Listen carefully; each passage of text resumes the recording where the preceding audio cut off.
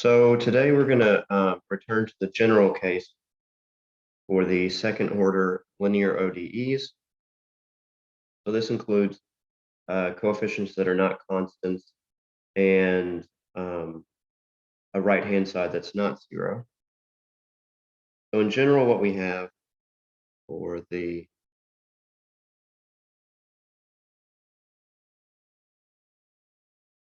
linear second order ODE is y double prime plus p of x y prime plus q of x y is equal to f of x.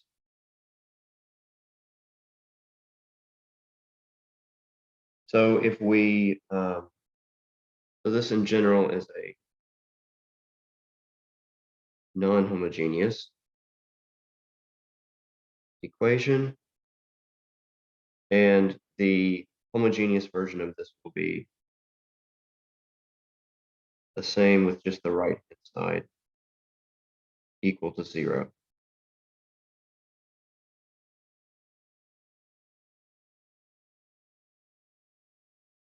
So that's the homogeneous equation. And this is sometimes called the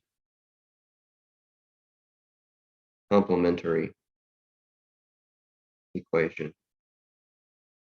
So they use that terminology someplace in the notes. Okay. Now what we're going to see is that there's a special structure to the solutions of the non-homogeneous equation, and it's related to the homogeneous one. So we'll collect this together and call it the structure of the solutions. And this just tells us how all of the solutions are related to each other. So we'll suppose y1, y2 is a fundamental set of solutions to the homogeneous equation.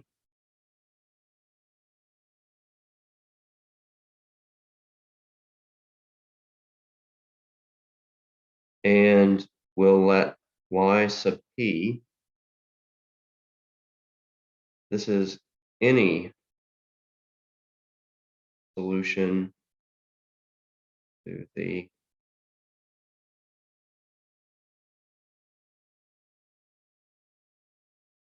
non-homogeneous version. So the overall equation that we're trying to solve.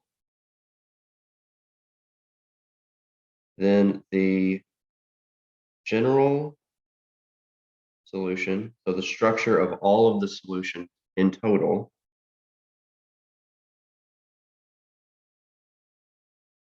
this is of the form y is equal to yp, the particular, I should say we call this the particular solution. So any or a particular solution. So this is a solution to the non-homogeneous version. So if we take one solution to that and we add to it any linear combination of the two solutions to the homogeneous version, then we get every solution. So this is how the solutions are structured. So we'll quickly prove this. For simplicity, we'll write this C1 Y1 plus C2 Y2 part as just YC. And then what we get is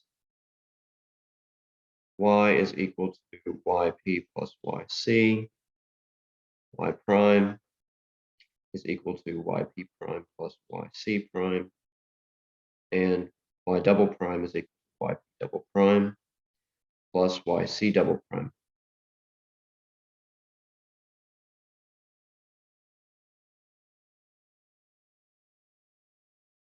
Okay. So plugging this into our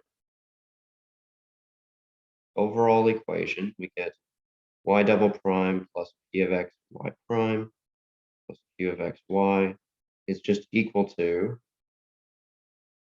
y double prime p plus y double prime c plus p of x y prime p plus y prime y p prime plus y c prime plus q of x times yp plus yc.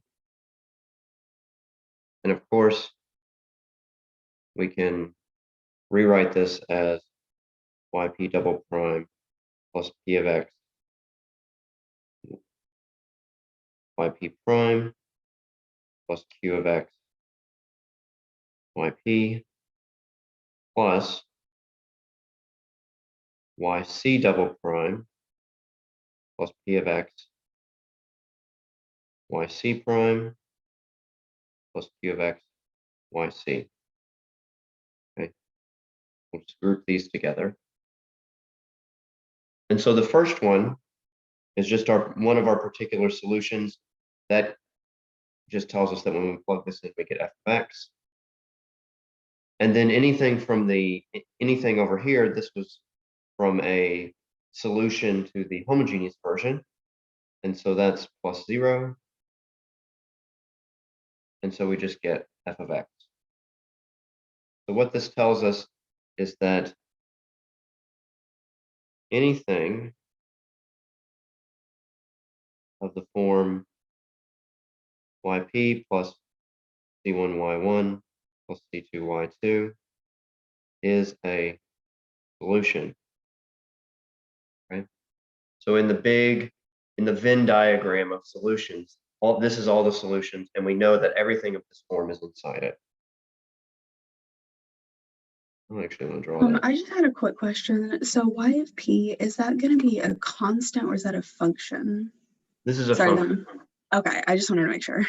Yeah, well, it could possibly be a constant. In some simpler cases, it could end up being a constant, but in general, it's a function. So this is just, if we go back to this right here, it's just a solution of this. So any solution of this, and the kinds of things that we're looking for solutions.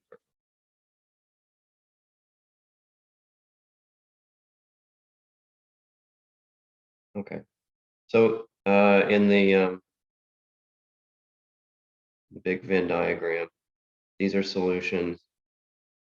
These are things of the form y plus c1 y1 plus c2 y2. So they're inside the solution. Now, on the other hand, let's suppose that y is any solution, and we'll subtract out our particular solution. So y minus yp, the particular solution. We'll call this just y hat. That's whatever's left over. So, or in other words, y is equal to yp plus y hat. So when we plug this in, what we get is, well, let's plug this y hat in. So y hat double prime plus p of x y hat prime plus q of x y hat. This is just the difference between any solution and that one particular solution. So this is just equal to doing the same sort of distributing out the derivatives and rewriting it, just like we did before. We get y double prime plus p of x y prime plus q of x y minus yp double prime plus p of x yp prime plus q of x yp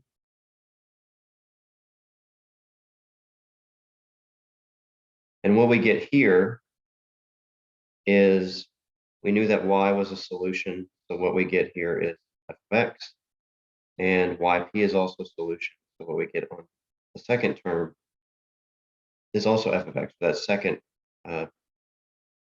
parenthesized term.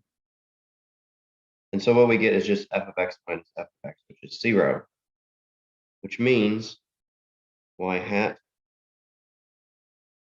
well, it's a solution to the homogeneous version. And so this must be, we must be able to rewrite this as C1 Y1 plus C2 Y2. And so every solution is of the form YP, right? Y is equal to YP plus C1 Y1 C2 Y2. So in the Venn diagram, we call the stuff the form YP plus C1 Y1 plus C2 Y2. And now we have solutions inside that. So this is a subset of this one. The things that we can write like this is a subset of the solutions, and the solutions are a subset of that, which means they must be exactly the same thing. And so we get that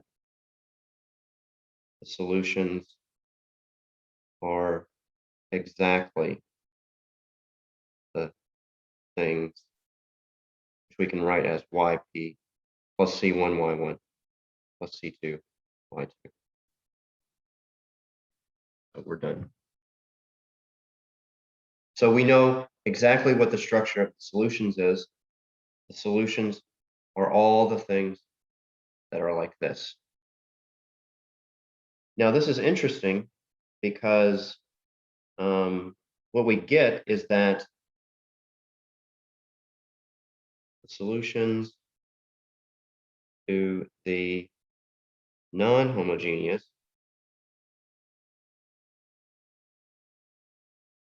version, well, let me write this a little bit differently. I'll say the non-homogeneous solutions are just the homogeneous solutions. So that's that stuff shifted by any one non-homogeneous solution. So really what happens is that we take all of the homogeneous solutions and we just kind of shift them. We just add this one thing, this one particular solution, to everything that makes up a homogeneous solution, and we get all the non-homogeneous solutions. So this gives us a little bit of a handle on how to solve these problems. So if we can, one, find the homogeneous solutions. So this is a problem unto itself. We need to find the homogeneous solutions first of all. And we saw this yesterday in the constant coefficient case. So at least we know how to do that. We don't know how to do this in general, but at least for the constant coefficient case, we know what to do. Find the homogeneous solutions, and then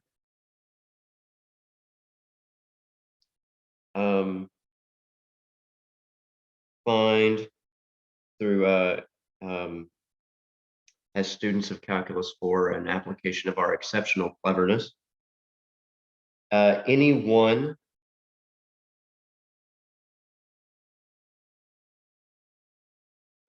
say non-homogeneous solution. And then once we put those two things together, we have every single one of them. And then if we want to find a particular solution, we can do that just like we did in the other cases, which was, form the system of linear equations that lets us solve for C1 and C2. Solve that.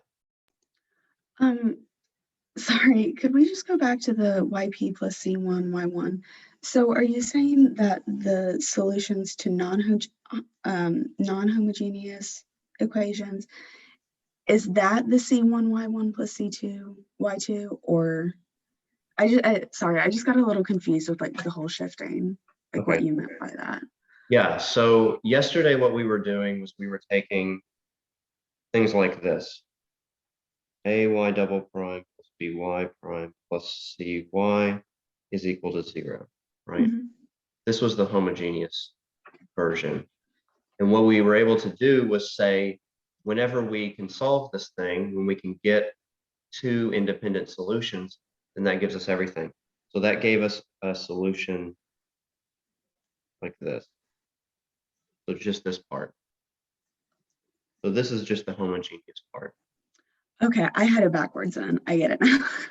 Okay, yeah. Sorry. The homogeneous part is sort of, we kind of think of that as the easy. Mhm. I'm putting it in quotes. It's the homogeneous part, but it's kind of like we sort of think of it as maybe a little bit easier, the non part. Now the other part, the homogeneous part, we're going to have to apply the non-homogeneous part. We're going to have to apply some different ideas.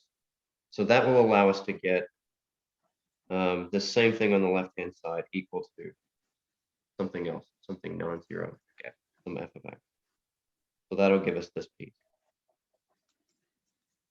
And the beauty of this whole idea that we've just come up with is that once we have just one solution over here and we have all of our homogeneous solutions over here, all we have to do to get the general solution is just smash them together. Thanks. Okay. So also, you don't have to apologize for asking questions. That's what we're here for. So let's see. So we were looking at this.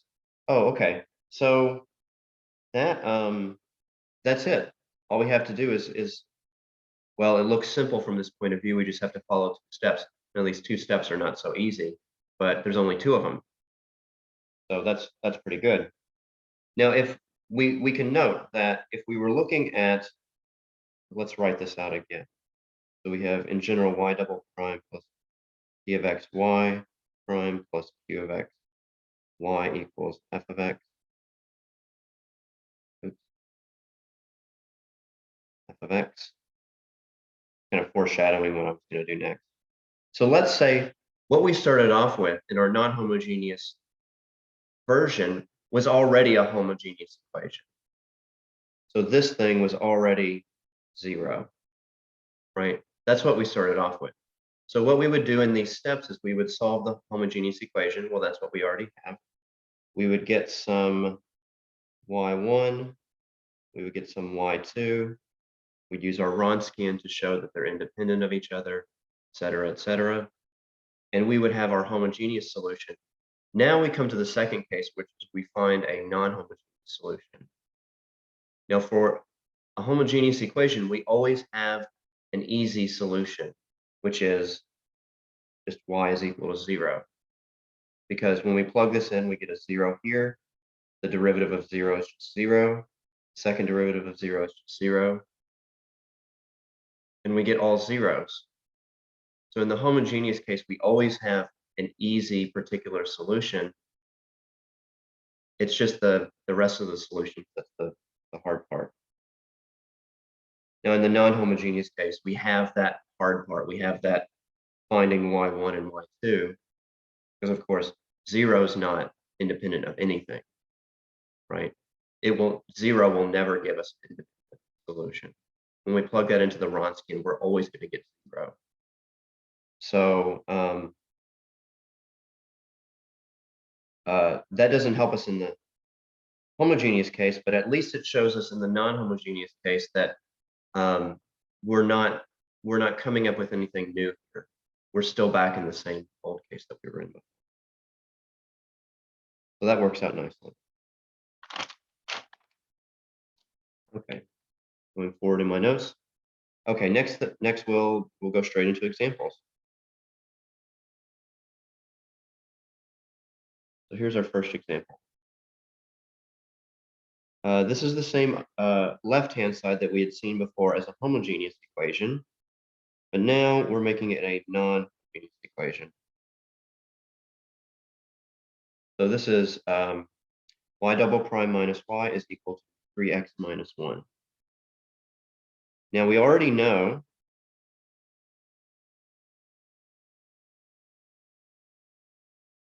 that e to the x and e to the minus x is a fundamental set of solutions. We already had worked this out with the Wronskian to show that our Wronskian is always non-zero. So these two are independent. And in other words, the homogeneous version of this, if we were to write it as yc like we did before, then all of these would be equal to yc is equal to c1 e to the x plus c2 e to the minus x.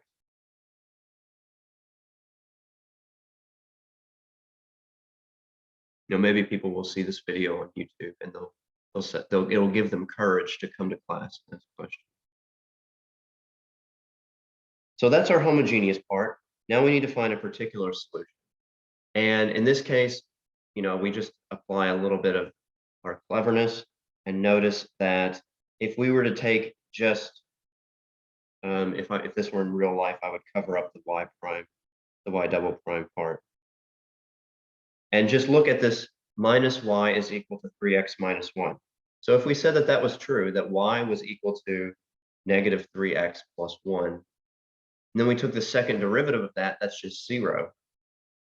So that part would go away and everything would work perfectly. So we're going to say that y e is equal to negative 3x plus 1.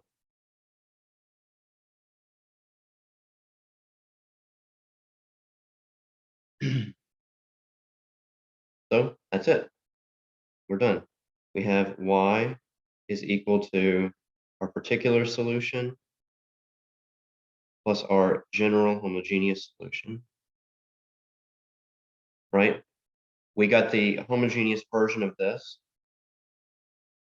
We took all of those possible solutions, that whole space of solutions, and then we just shifted it by something.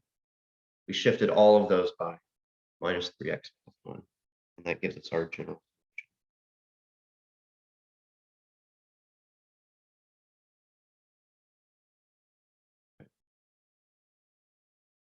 solution. Now, another example.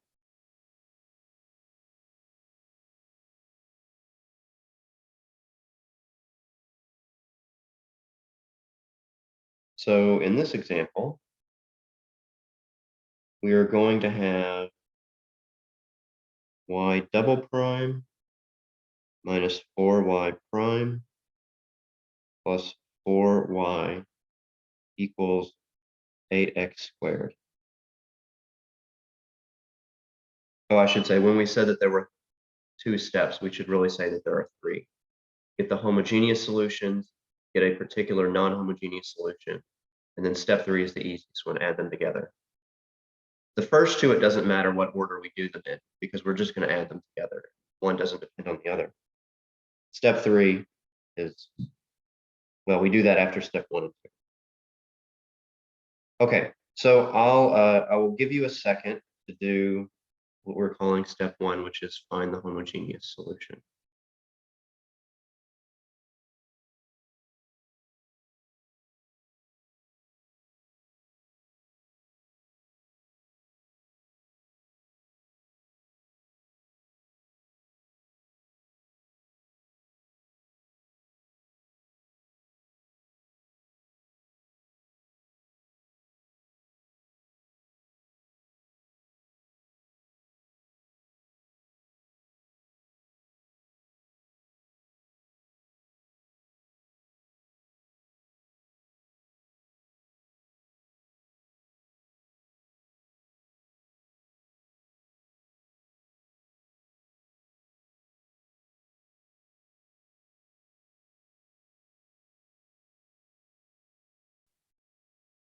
So you're done with that part?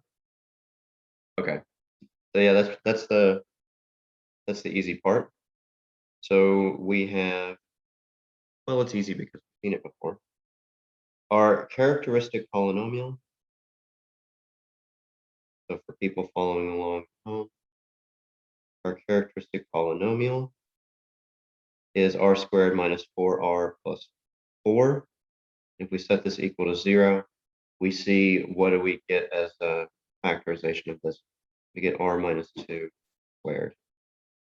So our two roots are actually one repeated root, just 2. We get our first solution as e to the 2x. And then what we saw yesterday was that variation of parameters gives us our second solution, which will be x e to the 2x. Remember, we always got that u of x was a general linear polynomial, and so we just picked the easiest one, x, the easiest non-constant. Okay, so that is our, well, that's two solutions. Our techniques have given us two solutions. And then what we did was we plugged this into the Wronskian to see that in general, this is always non-zero. And so this is the fundamental set for the homogeneous version. Now for the non-homogeneous version, we have to apply some cleverness again. What I'm going to suggest that we do is, since f of x it's a quadratic polynomial, what we're going to look for, what I suggest we look for, is yp being some quadratic polynomial. So I'll write coefficients, just general coefficients, capital letters, and this is what we end up with. Now, the reason that we might do something like this is because we're going to have this y here.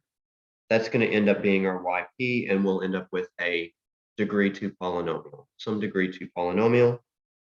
The y prime, because we're taking the derivative, the degree will go down by 1, so we'll have a linear polynomial, and then this will be some constant. And so when we add all these together, we should get some quadratic polynomial. And then all that we have to do is figure out, we have to solve for those coefficients to figure out what it is. So do you want to take a shot at this before I work it out? Okay. Wait.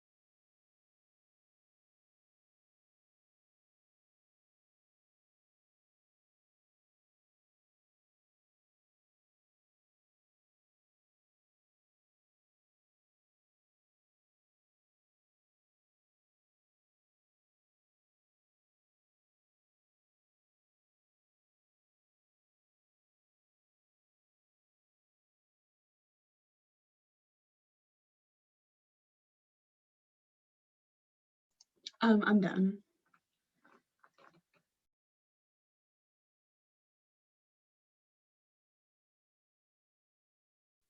I'm still muted. So I'll give it a shot now. So let's see. We get that. Let's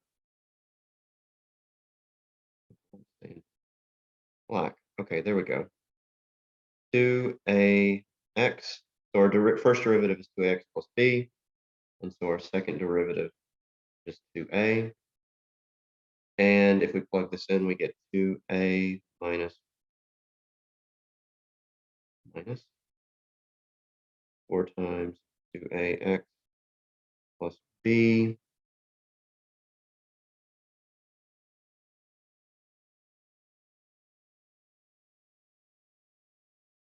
And 4 times yp. Okay, so distributing this out and collecting like terms and putting things in sort of the ordinary order. I'll get 4a x squared, and then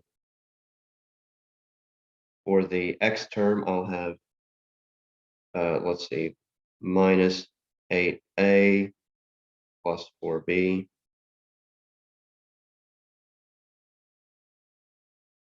X, and then for the constant term, I'll have 2a minus 4b plus 4c.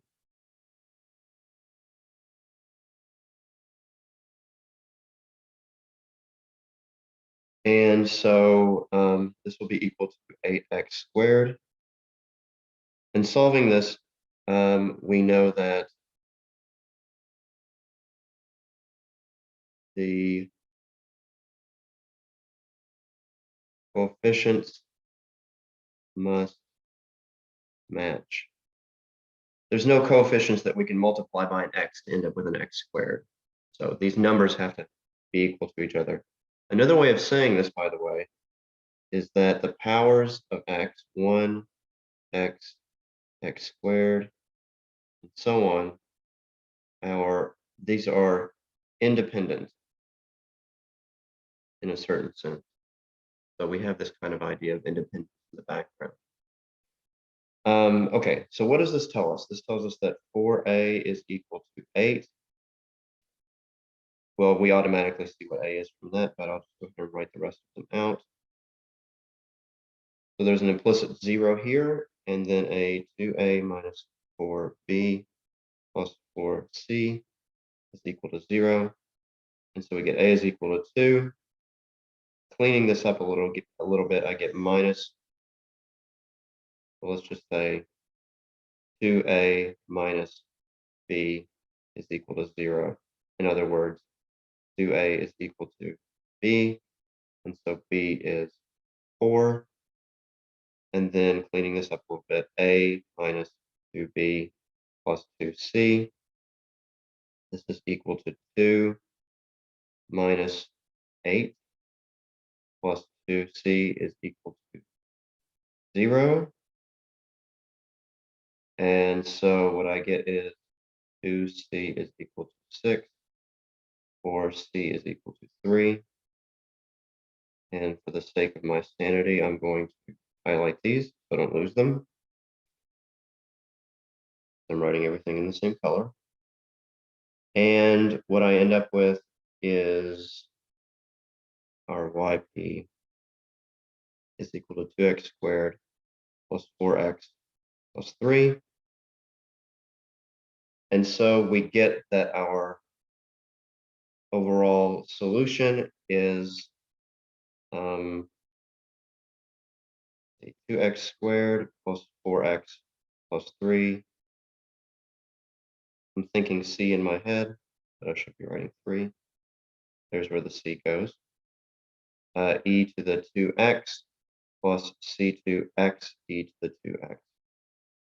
Now there's actually I was supposed to write down an initial condition for this, which was y of 0 equals 10, y prime of 0 is equal to 0. I've lost my place. I think it's 0. Yeah. Okay. And we actually haven't done an example like this yet. So you might want to try this one out. So we had these kind of this kind of thing for our solution for homogeneous equation, but we never tried it out with a specific solution. So this might be a good practice.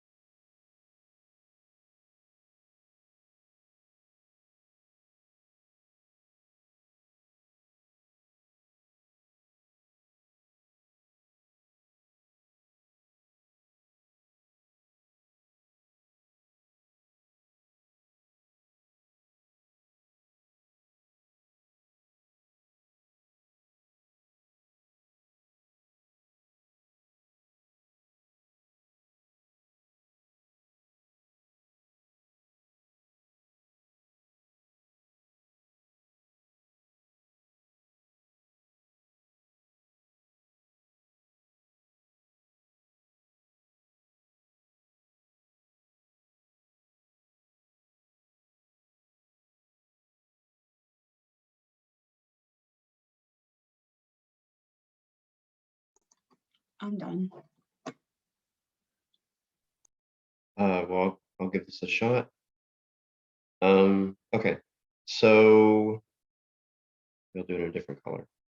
We have y of 0. If we plug that in, this and this, I probably shouldn't mark those out. I'll need to be able to see them later. This and this, these are equal to 0. And so we're just left with 3. And then plus C1. What kind of caught me out the first time I worked on this problem was we have this x here is equal to 0. And so this term goes away. So we have that this is equal to 10. And so C1 is equal to 7. And I'll do the next part in green. Okay, so y prime will be 4x plus 4. Derivative of 3 is 0. And then we have 2 C1 equals to 2x. plus, and then I'll need to apply the product rule here. So that will be C2 e to the 2x plus 2C2x e to the 2x. And when I plug in 0 to this, what I get is 4 plus 2C1 plus C2, and that's 0. And so I get this is equal to 4 plus 2C1. C1 was 7, so 4 plus 14 plus C2 is equal to 0. And so then I get C2 is equal to negative 18.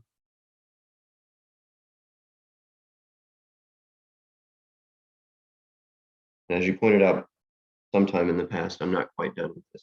Put it all together. So I get y is equal to 2x squared plus 4x plus 3 plus 7 e to the 2x minus 18x e to the 2x. So this should be our specific solution. All right. Okay, the next thing is this interesting principle. We'll call this the principle of superposition. And what you'll see is a very familiar style of proving this thing. So what is the statement of this? We suppose that P1 is a solution of the, say non-homogeneous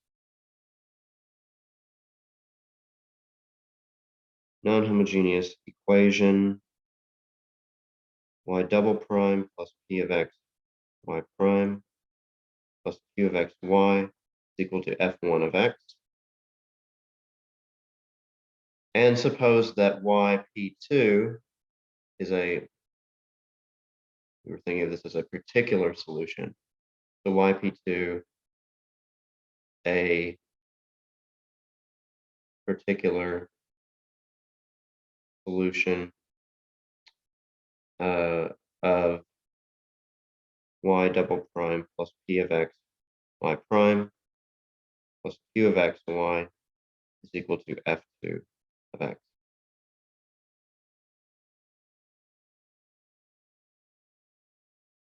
Then yp1 plus yp2 is a particular solution of the equation y double prime plus p of x y prime plus q of x y is equal to f1 of x plus f2 of x.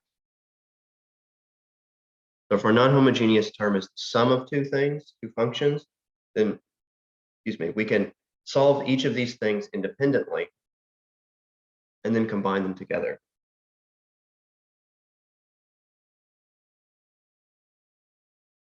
Now, a quick proof. If we have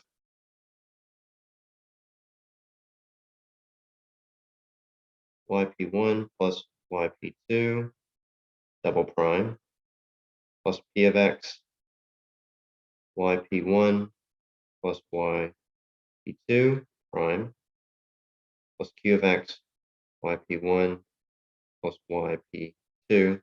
Oh, no, I'm going to finish this first before I go back. Okay. Anyway, you're familiar with how this works out. We're going to distribute out the derivatives, and then we're going to collect things together in a reasonable way. And what we end up with is yp1 double prime plus p of x yp1 prime plus q of x yp1 plus yp2 double prime plus p of x yp2 prime plus q of x yp2. Grouping these things together, we get f1 for the first one and F2 for the second one. And what we're exploiting over and over in these scenarios is just the linearity of the operator that we're applying. Second order, if you remember, we were writing like this at some point. That's partial derivative.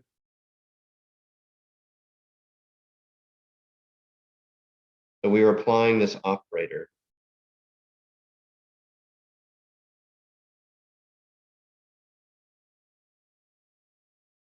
And we said that if we have the sum, if we apply this operator to the sum, it's the same as the sum of the applications.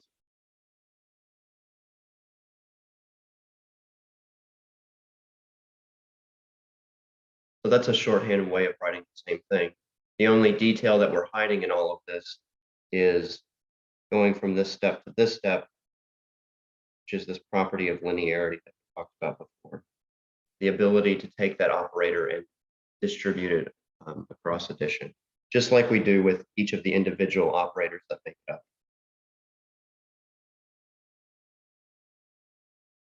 So that's it's kind of a useful coincidence that we call these things linear ODEs, and then we have this property of linearity.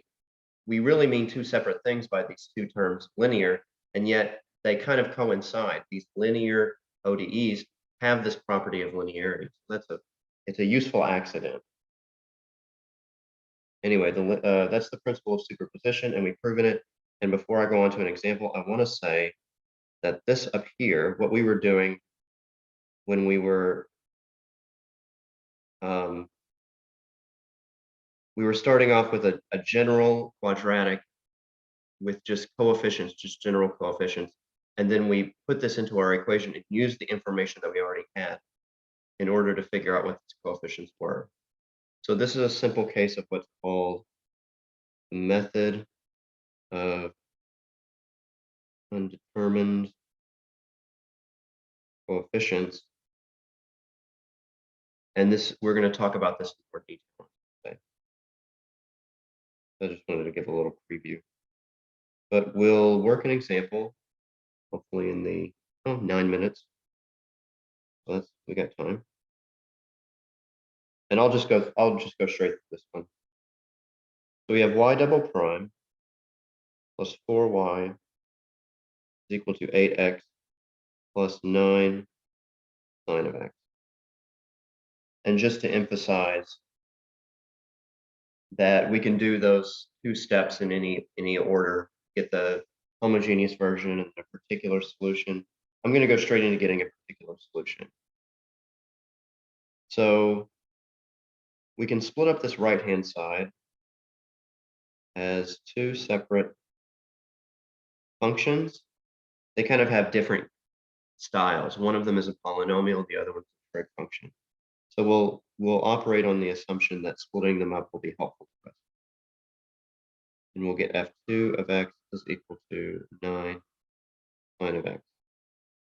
Now, in this case of the linear one, we can do exactly what we did before, which was just look at this bit right here and notice that if we had y being a linear polynomial, its second derivative is going to be 0. So everything is going to work out just like before. And we're going to say y p1 is just equal to 2x, because that will give us 4y is equal to 8x. So our first solution was fairly easy. For this 9 sine x, we're going to do the method of undetermined coefficients. In this case, well, we're kind of thinking of, well, let's think about it this way. If we were to look for solutions that are of the form some coefficient times sine of x, and then we look over here at our left-hand side, then y will still be a sine of x, and then the second derivative will again be a sine of x. So we're hoping that this linear combination, we can take a linear combination of these two and find that it's equal to 9 sine of x for some choice of a. So I'll plug that in for y. Let's just write this out. yp2 double prime plus 4yp2.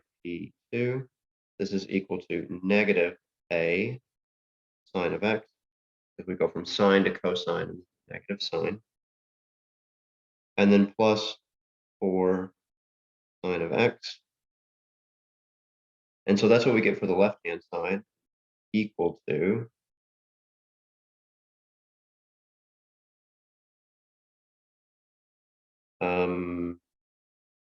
sorry, 4a sine of x. So this is just equal to 3a sine of x, which is 9 sine of x. And of course, what this gives us is that a is equal to 3. So we get our second specific solution, or particular solution. It's always a little bit takes a little bit of getting used to in math when we use these words of everyday language to describe very specific technical things.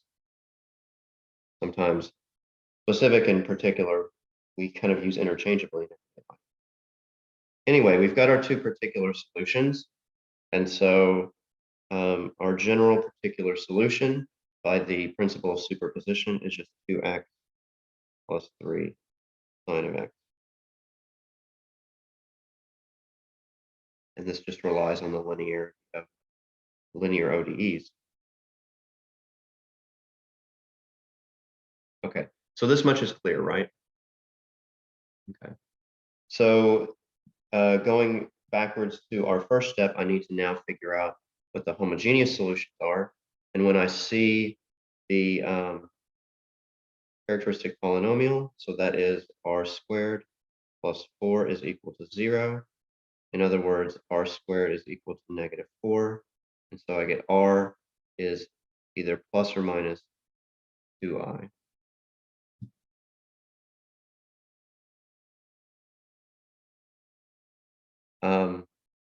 Now, going back to the method we used yesterday, well,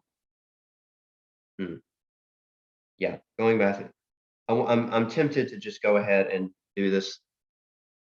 So I'm going to just throw this fact in there, just to maybe we've got enough time.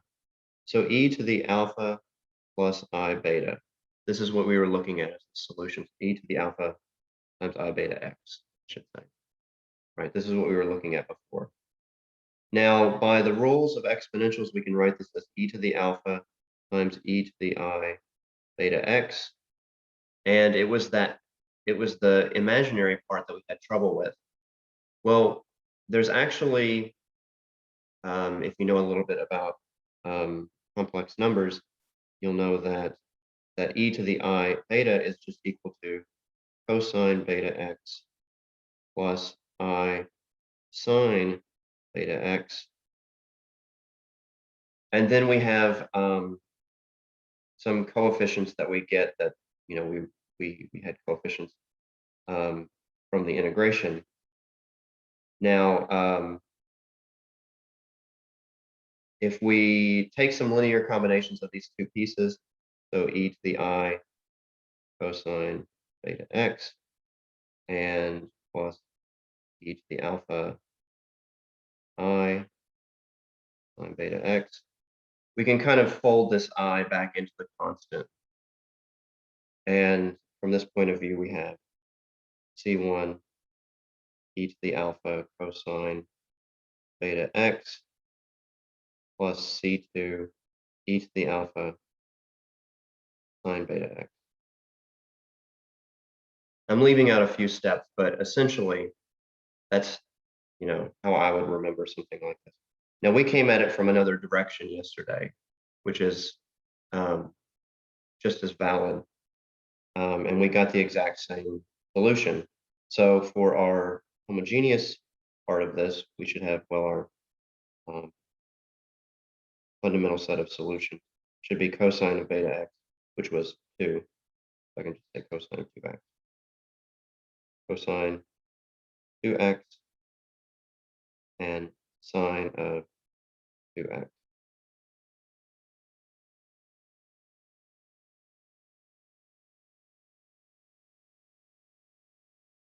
But anyway, yesterday we showed why we can come to the same conclusion without having to know about this identity.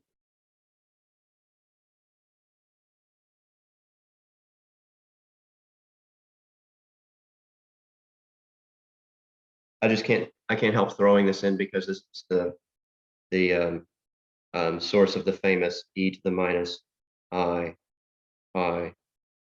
No, e to the pi I is equal to -1. This is the origin of that famous formula. Anyway, if you've seen that before, then it's probably just wasting time.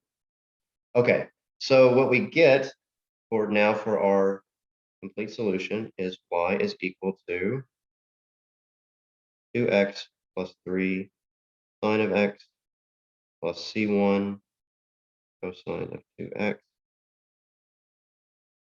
plus c2 sine of 2x. And that's it.